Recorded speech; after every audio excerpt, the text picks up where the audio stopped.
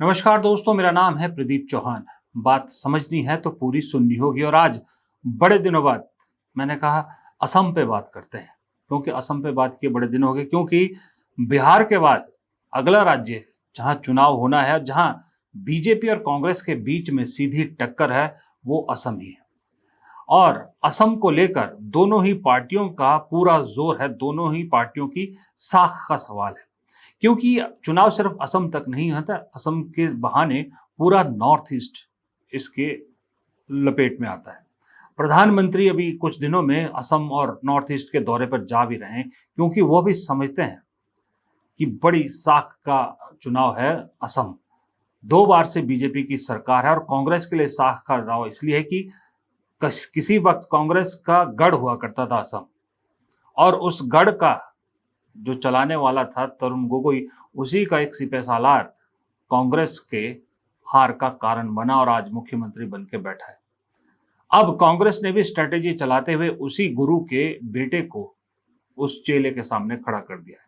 अब गौरव गोगोई ने असम को इतने दिनों में जिस तरह से नाप लिया है और जिस तरह से पूरा एक एक गली मोहल्ला गांव वो देखना चाहते हैं, खुद जाना चाहते हैं और अपनी पूरी टीम, सुदृढ़ टीम तैयार कर ली है, उसको लेके मैंने पहले भी वीडियो बनाई कि किस तरह से हिमंता बिस्वा शर्मा की कुर्सी डामाडोल है। क्योंकि बीजेपी ने उन्हें टेस्टिंग उस पर रखा। बीजेपी मालूम है, कहने को तो कहेंगे कि अमित शाह के बहुत नजदीक है हिमंता बिस्वा शर्मा, लेकिन नजदीक तो विजय रूपानी भी थे, नजदीक तो और भी थे।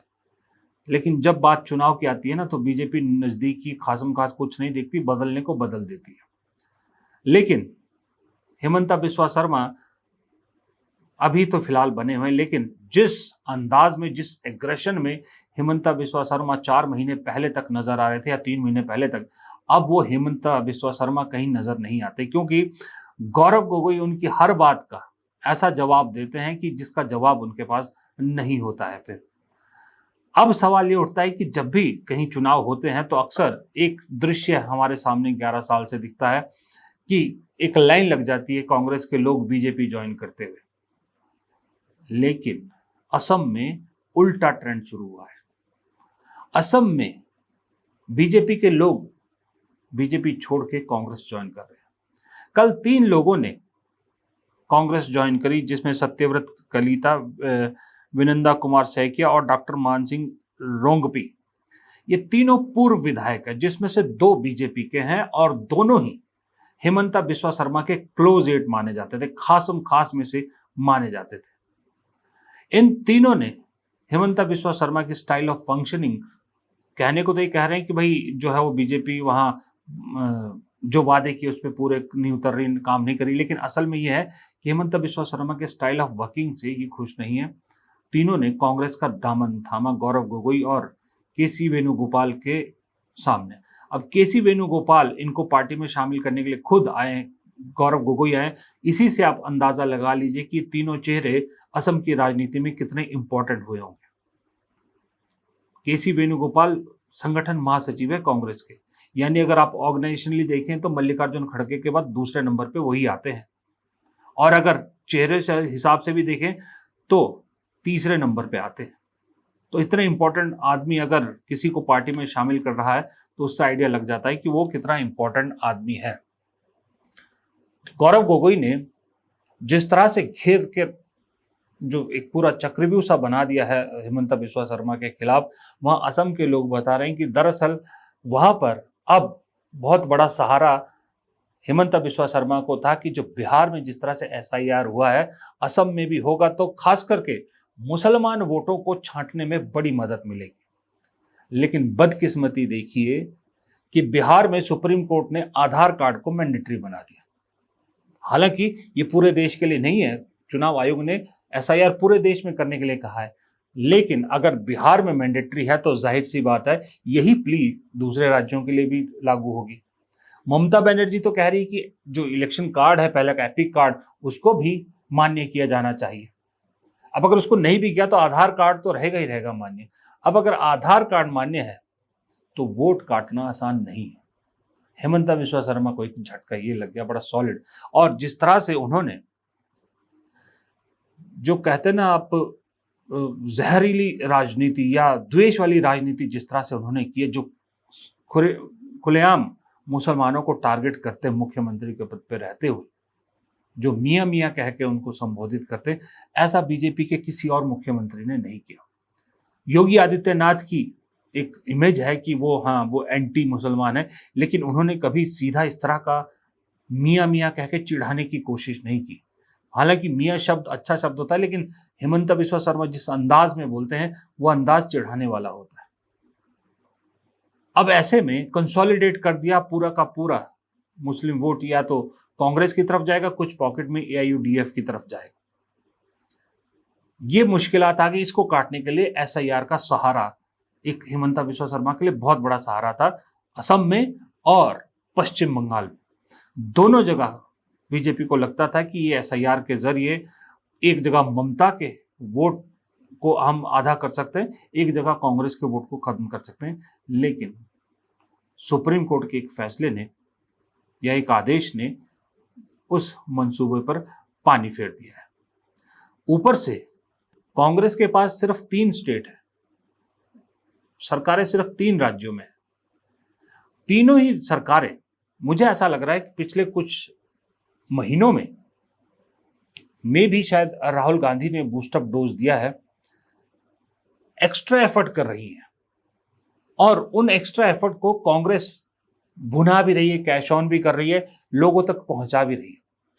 3 सरकारों ने 3 ऐसे फैसले किए हैं या 3 ऐसी अचीवमेंट की है जो कांग्रेस एक विजिटिंग कार्ड की तरह या अपनी अचीवमेंट की तरह पूरे देश में गिनाएगी, क्योंकि बीजेपी की कोई सरकार ये नहीं कर पाई। पहला, तेलंगाना सरकार ने जातीय जनगणना करके दिखाई, राहुल गांधी के दावे को सच करके दिखाया। अब राहुल गांधी हर जगह कहते हैं कि ये जिस तरह का फॉर्मूला हमने, जो मॉडल हमने तेलंगाना में लागू किया, उसी मॉडल पे पूरे देश में जातिगत जनगणना होनी चाहिए। और सरकार को झुकना भी पड़ा, सरकार को कहना पड़ा कि हम जातीय जनगणना कराएंगे, जो पहले राहुल गांधी का मजाक उड़ाया करती थी। तेलंगाना सरकार की वो कामयाबी। कर्नाटक, ईवीएम सब कह रहे हैं, कर्नाटक सरकार ने फैसला ले लिया कि हम तो स्थानीय चुनाव बैलेट पे कराएंगे, बैलेट पे करके दिखाएंगे। और अगर एक सरकार ने किया, मैंने पहले भी कहा है, तो और भी नॉन बीजेपी गवर्नमेंट इसको फॉलो करेंगी तो चुनाव आयोग पर एक प्रेशर बनेगा। अब कल उपराष्ट्रपति का चुनाव हुआ जिसमें बैलेट का इस्तेमाल हुआ, तो सवाल विपक्ष के लोगों ने पूछा कि भाई अगर उपराष्ट्रपति का चुनाव बैलेट पर हो सकता है तो दूसरे आम चुनाव क्यों नहीं हो सकते बैलेट पर। ये कामयाबी कर्नाटक सरकार की। तीसरी सरकार है हिमाचल में। हिमाचल की सरकार पॉलिटिकली बेशक वो अचीव नहीं कर पाई, लेकिन एक ऐसा कामयाबी हिमाचल की सुक्खू सरकार ने हासिल की है कि जो अपने आप में एक प्राउड भी महसूस कराता है। मैं एक हिमाचली हूं, मुझे भी बड़ा गर्व महसूस हुआ। हिमाचल सरकार ने दावा किया है कि 99.30% यानी 99.30% लोग हिमाचल के साक्षर हैं, यानी साक्षरता में देश में नंबर 1 हिमाचल प्रदेश, केरल को पीछे छोड़ते हुए नंबर 1 पहुंच गया। ऑलमोस्ट फुल लिटरेचर कह रहे हैं, historical milestone for Himachal. Himachal declared a fully literate state. Himachal इस देश की पहला राज्य जो कंप्लीट पूरा साक्षर राज्य डिक्लेयर किया गया है। 1951 में जब मात्र 7.5% हिमाचल के लोग साक्षर थे, और उस साक्षरता को आज पूर्ण साक्षर राज्य के रूप में हमने घोषित किया है। केंद्र सरकार ने हमारी इस उपलब्धि के लिए हिमाचल प्रदेश को पूर्ण साक्षर राज्य का दर्जा दिया। मैं आपको ये बताना चाहता हूँ, 1971 में पूर्ण राज्य हिमाचल प्रदेश बना। उसके बाद से शिक्षा के क्षेत्र में बड़े क्रांतिकारी बदलाव आए, और इन क्रांतिकारी बदलावों के कारण जहां हम पूर्ण साक्षर राज्य बने, अब गुणात्मक शिक्षा में भी हम आने वाले समय में एक प्रदेश के पहले कुछ राज्यों में हम शामिल हो जाएंगे। देश को आगे बढ़ने के लिए क्या चाहिए होता है? तीन चीजें बहुत इंपॉर्टेंट होती है: इंफ्रास्ट्रक्चर, अच्छा हेल्थ सिस्टम और अच्छी एजुकेशन। अच्छा हेल्थ सिस्टम हिमाचल में हमेशा रहा है, अच्छी एजुकेशन भी रही है। उसी का नतीजा है कि आज देश का पहला ऐसा राज्य बन गया है जो पूरा साक्षर राज्य है। ये कामयाबी किसी से कम है क्या? वो भी तब जब कांग्रेस सरकार को आए हुए 2.5 साल हुआ है यहाँ पर, उससे पहले बीजेपी की सरकार थी। और राज्यों में जब बीजेपी की सरकारें 20-20 साल से 25-25 सालों से बीजेपी की सरकार हैं, गुजरात, मध्य प्रदेश जैसे राज्यों में, वहां साक्षरता का दर क्या है आप देख लीजिए। नीतीश कुमार के बिहार में साक्षरता का दर क्या है देख लीजिए। लेकिन हिमाचल में राज्य छोटा है लेकिन कामयाबी बड़ी है। बाढ़ आपदा, प्राकृतिक आपदा से इतना नुकसान हुआ है। यहां पर हिमाचल में जो प्राइवेट सेक्टर है वो बहुत कम है, औद्योगिक जो इकाइयां हैं बहुत कम है, इंडस्ट्रियल एरिया कम है, टूरिज्म से रिलेटेड ज़्यादा चीज़ें हैं या फिर सरकारी नौकरियों पर डिपेंडेंट है। उस सब तकलीफ़ों के बावजूद हिमाचल में पढ़ाई को लेकर एक अजब सा जुनून है। आप कभी चुनाव में आइएगा, विधानसभा चुनाव में आपको हिमाचल एक ऐसा राज्य मिलेगा जहां पर आपको मतदान के वक्त पुरुषों से ज़्यादा लंबी लाइन महिलाओं की मिलेंगी। कुछ जिले ऐसे मिलेंगे आपको जहां पर पुरुषों के मुकाबले महिला ज़्यादा हैं, मतदाता ज़्यादा हैं या लिंग अनुपात भी ज़्यादा है। तो मुश्किलात ऐसे राज्यों में आती हैं, बहुत बार आती हैं, लेकिन ऐसे राज्य दूसरों के मुकाबले जल्दी उन मुश्किलात से उभर भी पाते हैं। तो ये 3 राज्य, 3 राज्यों की 3 बड़ी अचीवमेंट्स। सोचिए, ये उन राज्यों को बताने के लिए काफ़ी नहीं है। बिहार जैसे राज्य को अगर कोई बताए कि भाई कांग्रेस शासित कर्नाटक में सबसे ज़्यादा रेवेन्यू कर्नाटक देता है इस देश को, वहाँ पर इतने नौकरियां हैं, इतना अपॉर्चुनिटीज़ हैं। तेलंगाना में हैदराबाद हो गया, दूसरी जगह हो गया, कितनी अपॉर्चुनिटीज़ है और जातीय जनगणना करके जिसकी जितनी आबादी है उसको उतना हक दिया जा रहा है।